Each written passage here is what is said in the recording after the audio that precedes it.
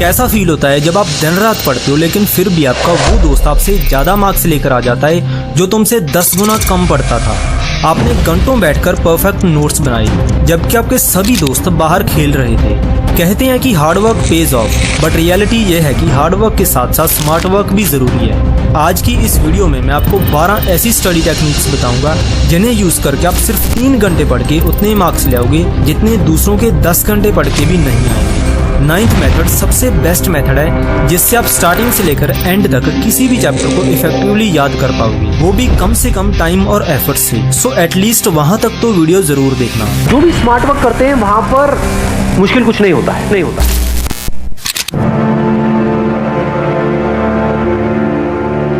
Suppose ये 2 students एक दिन में 6 घंटे सेल्फ स्टडी करते थे। दोनों इक्वल टाइम के लिए स्टडी करते थे, लेकिन फिर भी इन दोनों के मार्क्स में जमीन आसमान का फर्क था। स्टूडेंट बी के मार्क्स स्टूडेंट ए से काफी ज्यादा थे क्योंकि दोनों के स्टडी करने के तरीके में एक छोटा सा डिफरेंस था। स्टडीज में पाया गया है कि हमारा ब्रेन एवरेज आधे घंटे के लिए ही 100% एफिशिएंसी से काम कर सकता है। अनफॉर्चुनेटली स्टूडेंट ए को ये बात नहीं पता थी। वो लगातार 6 घंटे स्टडी करता था, जिसमें कहने को तो वो 6 घंटे पढ़ा, लेकिन इफेक्टिव स्टडी हुई सिर्फ आधे से 1 घंटा, क्योंकि आधे घंटे बाद या फिर कुछ लोगों के लिए 1 घंटे बाद ब्रेन की एफिशिएंसी सिर्फ 20-30% ही रह जाती है। वहीं दूसरी तरफ इस प्रॉब्लम को टैकल करने के लिए स्टूडेंट बी ने पोमोडोरो टेक्निक का यूज किया। इसमें हर आधे घंटे की स्टडी के बाद 5 मिनट का ब्रेक लेना होता है, या फिर लगातार 50 मिनट पढ़ के 10 मिनट का ब्रेक ले लो। इस ब्रेक में ब्रेन रिचार्ज होगा और इसकी एफिशिएंसी दोबारा 100% हो जाएगी। इस स्टडी ब्रेक वाले पैटर्न से स्टडी करने के बाद 6 घंटों में से 5.5 घंटे इफेक्टिव स्टडी होगी। लेकिन प्रॉब्लम यह है कि 10 में से सिर्फ 1-2 स्टूडेंट्स ही इस टेक्निक को सही से यूज कर पाती हैं, क्योंकि अगर ब्रेक में कुछ ऐसा करने लग गए जिससे ब्रेक 5 मिनट से 5 घंटे की हो जाए तो इसका कोई फायदा नहीं है। इसलिए ब्रेक में कोई भी हाई डोपामिन वाली एक्टिविटी मत करना। द बेस्ट वे इज कि आप 5-10 मिनट रूम से बाहर निकलो और थोड़ा चल फिर लेना, जिससे जस्ट माइंड फ्रेश हो जाए। कभी आपके साथ ऐसा हुआ है कि आप पढ़ना तो चाहते हो लेकिन पढ़ने का मन नहीं करता?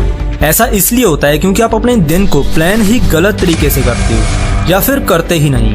अगर आप अपने दिन को सही तरीके से प्लान नहीं करोगे तो पिछली टेक्निक यूज करने का भी कोई फायदा नहीं है। सपोज स्टूडेंट ए और स्टूडेंट बी दोनों पोमोडोरो टेक्निक से स्टडी करते हैं, लेकिन डिफरेंस ये है कि स्टूडेंट ए सुबह उठने के बाद पहले फोन उठाएगा, गेम वगैरह खेलेगा और फिर आधा दिन वेस्ट करने के बाद स्टडी करेगा। वहीं स्टूडेंट बी पहले स्टडी करेगा, उसके बाद अपना टास्क कंप्लीट होने पर एज ए रिवॉर्ड फोन उठाएगा। गैस किसके मार्क्स ज्यादा आएंगे? ऑब्वियसली स्टूडेंट बी के, क्योंकि स्टूडेंट ए ने तो अपना ब्रेन पहले ही डोपामिन से ओवर स्टिमुलेट कर लिया, जिससे बाद में ना तो उसका पढ़ने का मन करा और ना ही वो फोकस कर पाया। वेल, अगर डोपामिन के बारे में आपको नहीं पता तो इस वीडियो के बाद आप प्रीवियस वीडियो को जरूर देखना। राइटर जेम्स क्लियर अपनी बुक एटॉमिक हैबिट्स में लिखते हैं कि environment is one of the most important things जो आपकी हैबिट्स को इन्फ्लुएंस करता है। आप कितनी इफेक्टिव स्टडी कर पाते हो ये इस पर भी डिपेंड करता है कि स्टडी करते टाइम आपका एनवायरनमेंट कैसा है। जैसे किचन में जाने पर कुछ खाने को मन करता है, बेड पर लेटने से सोने को मन करता है, पार्टी में जाने से नाचने को मन करता है, वैसे ही लाइब्रेरी में बैठने से या फिर एक सेपरेट स्टडी टेबल पर बैठने से स्टडी करने का ही मन करता है। हमारा सबकॉन्शियस ब्रेन एनवायरनमेंट से क्यूज लेता है और इस क्यू की वजह से कोई भी हैबिट ट्रिगर होती है। इसलिए आपको अपने ब्रेन को ट्रेन करना होगा कि स्टडी करते टाइम आप हमेशा स्टडी टेबल पर बैठकर ही स्टडी करो। कहने का पॉइंट यह है कि स्टडी के लिए एक सेपरेट प्लेस होनी चाहिए। ऐसा नहीं है कि वहीं पर बैठकर स्टडी कर रहे हो और वहीं पर खा रहे हो और वहीं पर फोन देख रहे हो। कभी कभी कुछ कॉन्सेप्ट्स ऐसे होते हैं जो हमें सालों तक याद रहते हैं, लेकिन कुछ चीजें जितनी भी कोशिश कर लें याद ही नहीं होती। किसी भी इन्फॉर्मेशन को याद करने के लिए सबसे पहले हमें ये पता होना चाहिए कि वो एक फैक्ट है या फिर कॉन्सेप्ट। जैसे अगर मैं आपसे पूछूं वर्ल्ड वॉर 2 कब हुआ, तो आप में से कुछ को याद होगा और कुछ को नहीं, क्योंकि ये एक फैक्ट है।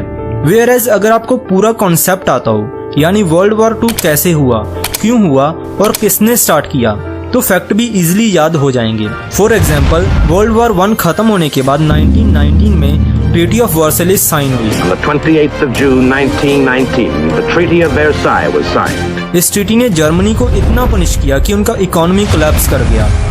फिर एक एक्सट्रीमिस्ट सोच वाले लड़के अडोल्फ हिटलर ने अपने देश को संभालने का जिम्मा लिया। That I have worked, that I have advocated for you in these years. I have spent my time in service of my people. लेकिन हिटलर ने वो तरीका अपनाया जो किसी ने सोचा भी नहीं था। हिटलर ने पोलैंड पर अटैक कर दिया। बस यही अटैक वर्ल्ड वॉर 2 का स्टार्टिंग पॉइंट बना और 1939 में वर्ल्ड वॉर 2 स्टार्ट हुई, जो कि 1945 तक चली। अब अगर आपको कॉन्सेप्ट समझ में आया कि ये वॉर कैसे स्टार्ट हुआ, तो 1939 का ईयर हमेशा याद रहेगा। फैक्ट्स बिल्कुल यूजलेस हैं अगर आपको कॉन्सेप्ट्स नहीं पता।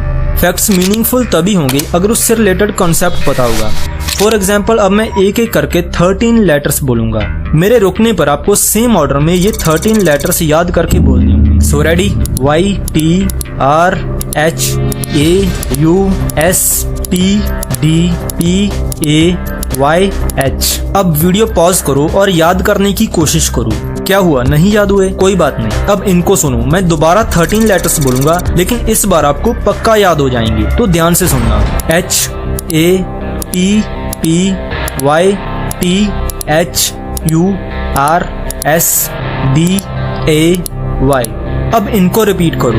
मोस्ट प्रोबेबली आपको सभी लेटर्स सेम ऑर्डर में याद होंगे, क्योंकि इस बार इन लेटर्स का एक मीनिंग बन रहा था। बट ट्विस्ट ये है कि पहले वाले 13 लेटर्स और ये वाले 13 लेटर्स बिल्कुल सेम हैं, लेकिन फिर भी आप ये वाले 13 लेटर्स कभी भी बता सकते हो, वो भी बिल्कुल सही ऑर्डर में। ऐसा इसलिए क्योंकि मीनिंगफुल इन्फॉर्मेशन को ब्रेन बहुत इजीली याद कर लेता है। हमारा शॉर्ट टर्म मेमोरी स्पैन सिर्फ 5 से 9 लेटर्स का ही होता है, लेकिन फिर भी आपने 13 लेटर्स याद कर लिए, क्योंकि इन 13 लेटर्स का कोई मीनिंग था जो ब्रेन को पहले से ही पता था। फैक्ट्स मीनिंगलेस होती हैं। फैक्ट्स को मीनिंगफुल बनाने के लिए उससे रिलेटेड कॉन्सेप्ट को समझना होगा। इसलिए हमेशा किसी भी चीज को याद करने से पहले उससे रिलेटेड कॉन्सेप्ट्स को समझो। Most of the students study करते टाइम सुपरफिशियल थिंकिंग करते हैं, जिसकी वजह से कुछ भी अच्छे से याद नहीं होता। लेकिन ये सुपरफिशियल थिंकिंग है क्या? एग्जाम्पल से समझो। एक स्टडी में स्टूडेंट्स के 2 ग्रुप्स बनाए। ग्रुप ए को क्वेश्चंस पूछे गए, जैसे एलिफेंट वर्ड में कितने वॉवल्स हैं। वॉवल्स आपको पता ही है, A E I O U होते हैं, तो इन वर्ड्स में कितने वॉवल्स हैं ये इनको बताने हैं। इनका आंसर ढूंढते टाइम ये स्टूडेंट्स सिर्फ वर्ड के लेटर्स के बारे में सोच रहे थे, ना कि वर्ड के एक्चुअल मीनिंग के बारे में। यही होती है सुपरफिशियल थिंकिंग। ग्रुप बी के स्टूडेंट से पूछा गया इनमें से कौन सी चीज का साइज ज्यादा है, तो उनके ब्रेन में आंसर ढूंढते टाइम उस चीज की एक्चुअल पिक्चर आई और उनका एक्चुअल मीनिंग पता चला। थोड़े टाइम बाद जब उनसे वो सारे वर्ड्स बताने को कहा गया, तो ग्रुप ए के स्टूडेंट्स ने 30 में से सिर्फ 5 वर्ड्स ही बताए, लेकिन ग्रुप बी के स्टूडेंट्स को 10 वर्ड्स याद थे, यानी ग्रुप ए से डबल। जब आप स्टडी करते टाइम डेफिनेशंस रीड करते हो और एक्चुअल कॉन्सेप्ट को समझने की कोशिश नहीं करते, तो आप सुपरफिशियल थिंकिंग कर रहे होते हो। इसलिए इस तरीके से कभी भी स्टडी मत करना। किसी भी इंफॉर्मेशन को याद करने के लिए रिकलेक्शन इंपॉर्टेंट है। रिकॉग्निशन से हमें लगता है कि ये चीज हमें याद है, लेकिन एक्चुअल में नहीं होती। जब आप किसी भी चैप्टर को पढ़ रहे होते हो, फिर चाहे लेक्चर देखो या बुक से रीड करो, आप इन्फॉर्मेशन को सिर्फ रिकॉग्नाइज करते हो। कभी आपको लगा जब आप अपने नोट्स लेकर रिवीजन स्टार्ट करते हो, तो हर चीज देखने पर ऐसा लगता है कि ये भी आता है और ये भी आता है, लेकिन नोटबुक बंद करते ही सब ब्लैंक, कुछ याद नहीं होता, क्योंकि आपका ब्रेन उस इन्फॉर्मेशन को देखने पर उसे रिकॉग्नाइज कर रहा था कि हाँ ये तो मैंने पहले भी पढ़ा है, लेकिन ब्रेन में स्टोर कुछ नहीं हो रहा। लॉन्ग टर्म मेमोरी में इन्फॉर्मेशन को स्टोर करने के लिए रिकॉग्निशन की बजाय रिकलेक्शन करनी होगी, लेकिन कैसे? नेक्स्ट मेथड का यूज करके। किसी भी कॉन्सेप्ट को याद करना हो तो बचपन से लेकर आज तक स्कूल में हमें एक ही तरीका सिखाया गया है, रोट मेमोराइजेशन, मतलब रट्टा लगाना। लेकिन ये बिल्कुल भी इफेक्टिव नहीं है। पढ़ा हुआ लंबे समय तक याद रखना है तो एक्टिव रिकॉल मेथड सबसे इफेक्टिव मेथड है। एक्टिव रिकॉल में हम इंफॉर्मेशन को रिकॉग्नाइज नहीं बल्कि ब्रेन में से रिट्रीव यानी रिकलेक्ट करते हैं। किसी भी कंसेप्ट को पढ़ने के बाद आपको ब्रेन में ही याद करना है कि आपने क्या क्या पढ़ा। सेम रिवीजन के बाद भी और लेक्चर देखने के बाद भी ब्रेन में सब कुछ सोचो। अगर ऐसे आपने सब याद कर लिया तो 100% एग्जाम में भी वो कंसेप्ट याद रहेगा, क्योंकि एग्जाम में हम बुक या नोटबुक से देखकर आंसर नहीं लिखते बल्कि अपने ब्रेन में से ही कॉन्सेप्ट्स को रिट्रीव करते हैं। सपोज आपने सभी अच्छी स्टडी टेक्निक्स को यूज करके पढ़ाई की, लेकिन ये सब वेस्ट है अगर आपकी स्लीप खराब हुई। Most of the students sleep को अंडर एस्टिमेट करते हैं, लेकिन स्लीप एक सबसे बड़ा फैक्टर है जिससे कोई भी इंफॉर्मेशन आपकी परमानेंट मेमोरी में स्टोर होगी। जैसे अगर आज आपने ये चैप्टर पढ़ा तो ये जाएगा ट्रांजिटरी लॉन्ग टर्म मेमोरी में। ये इन्फॉर्मेशन ब्रेन की परमानेंट मेमोरी में तभी स्टोर होगी अगर आप 7 से 8 घंटों की स्लीप लोगे, क्योंकि इन्फॉर्मेशन का परमानेंट मेमोरी में स्टोर होने का प्रोसेस डिपेंड करता है रैपिड आई मूवमेंट स्लीप पर, जो कि सोने के लगभग 1.5 घंटे बाद स्टार्ट होती है। सो अच्छी स्टडी के साथ साथ अच्छी स्लीप का होना भी बहुत जरूरी है। हमें ये तो पता चल गया कि कॉन्सेप्ट्स को समझना सबसे जरूरी चीज है, लेकिन आपको कॉन्सेप्ट्स समझ में कैसे आएंगे? कॉन्सेप्ट्स को इजीली समझने के लिए आप फेनमैन टेक्निक का यूज करोगे। इसके अकॉर्डिंग आपने जो भी पढ़ा है उसे किसी दूसरे को समझाना होगा, और कुछ इस तरीके से समझाना जैसे आप किसी 5 साल के बच्चे को पढ़ा रहे हो, क्योंकि आप दूसरे को कोई कंसेप्ट तभी समझा सकते हो जब आपको खुद को वो 100% क्लियर होगा। जिस भी पॉइंट पर आप अटको तो समझ जाना आपको खुद को ही वो चीज समझ नहीं आई। इस मेथड की खास बात यह है कि दूसरे को समझाते टाइम आप खुद भी एक्टिव लर्निंग कर रहे होते हो। अगर दूसरे को नहीं समझा सकते तो खुद को समझाओ, खुद से ही बात करो। SQ3R one of the best study method है। SQ3R की फुल फॉर्म है survey, question, read, recite and review. जब कोई भी चैप्टर स्टार्ट करो तो बुक उठाकर पहले सर्वे करना है, मतलब पूरे चैप्टर का जल्दी से ओवरव्यू लेना है, और हेडिंग्स, सब हेडिंग्स एंड डायग्राम्स को देखो।